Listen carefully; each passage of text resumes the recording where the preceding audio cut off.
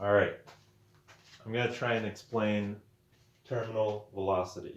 Terminal velocity is the velocity or the speed with which something will fall when it's falling through a fluid, for example, air.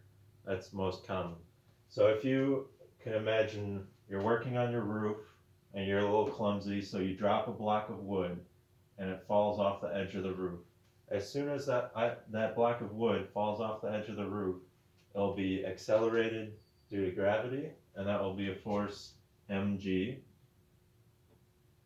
mass times the acceleration due to gravity. And as soon as it starts falling, you also have a drag force affecting on it. It hasn't fallen very far, so it's not very fast, but you still have a small drag force, F drag, and that is going to increase slowly. And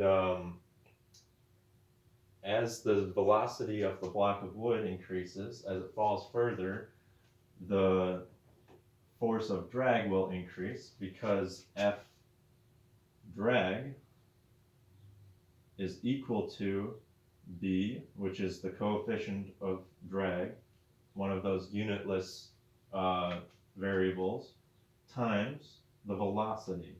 So as the velocity increases, F drag will also increase. Okay? So after a second or so, the block will be falling a little faster, and the force of drag will be a little bit larger. And as this keeps on falling, eventually, I mean, maybe not with a small house like this, but let's say this is a gigantic skyscraper, all right? And we're way up high. So eventually, the block will have fallen far enough and gotten to its terminal velocity, which means that F drag will perfectly cancel out the force due to gravity, mg.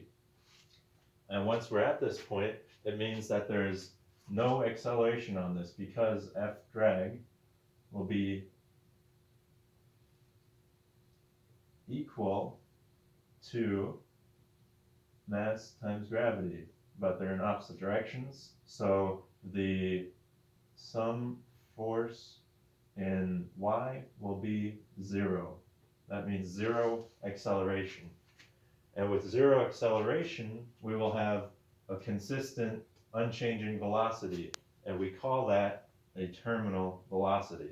And we can actually see this phenomenon in effect if we take something like this block of wood and something a little bit lighter, slightly different coefficient of drag, and a little bit more surface area. If we take these two and we drop them at the same time from the same height, like this, hopefully you can see that the block of wood hit the ground first. And the reason for that is because with the wood, first of all, it has a higher mass. So this force with the wood is bigger, the mass, compared to the cloth.